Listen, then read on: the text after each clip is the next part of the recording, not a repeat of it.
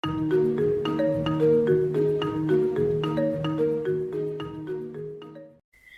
lanjut belajar tentang pemrograman web, masih di Guru Merdeka kelas 11, materinya tentang CSS.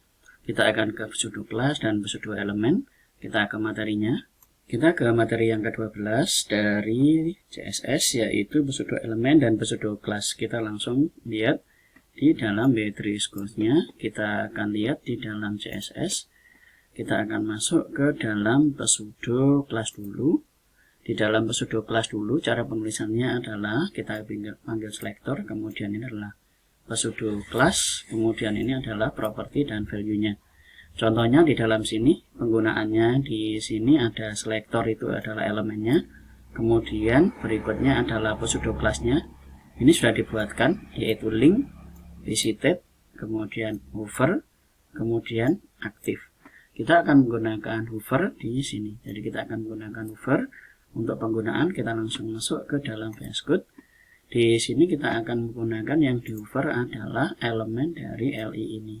Jadi elemen LI, jadi tidak menggunakan kelas tapi menggunakan elemennya ini. Kemudian titik 2 kita akan menggunakan hover, kemudian seperti ini. Kita akan tambahkan background color, kita isi dengan red. Kita enter, kita Ctrl S, kita akan lihat hasilnya. Kalau kita hover, nah ini kita arahkan mouse ini dia jadi merah, ini merah, ini merah.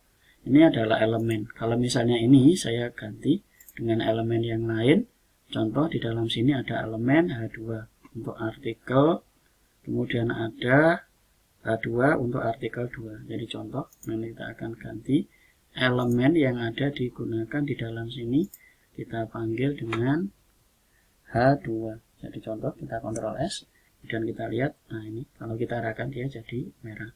Kenapa? Karena kita elemennya, kemudian ini propertinya ini diklik dengan hover, ini pseudonya hover, kemudian ini adalah properti yang digunakan.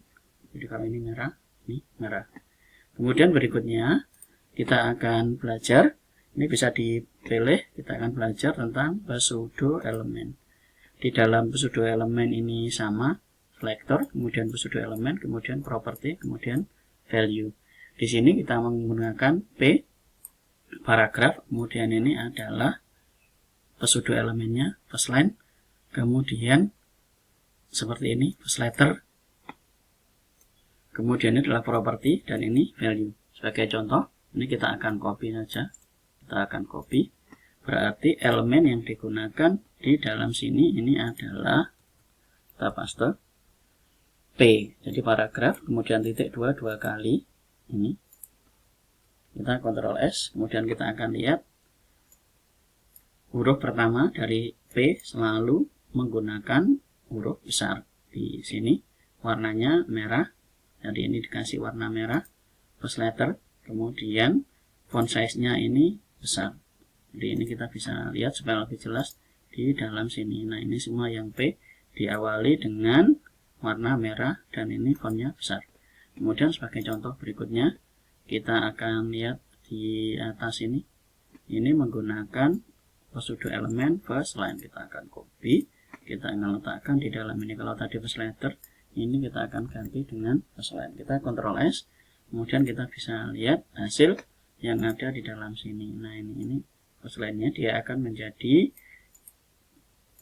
ini besar, kemudian ini berwarna merah sesuai dengan CSS yang kita buat. Colornya ini merah, kemudian font size-nya ini large, kemudian elemennya adalah first line.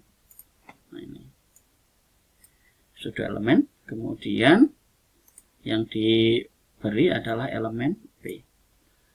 Nah itu untuk ini kita akan kembalikan ke first letter. Itu saja materi tentang pseudo class dan pseudo element.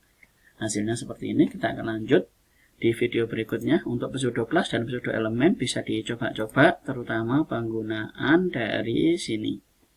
Link, nanti kalau ada link, kemudian visited, kemudian hover, dan aktif nanti bisa dicoba di sini. Kemudian silakan diterapkan pada pembuatan web yang akan Anda buat. Itu saja materinya. Terima kasih.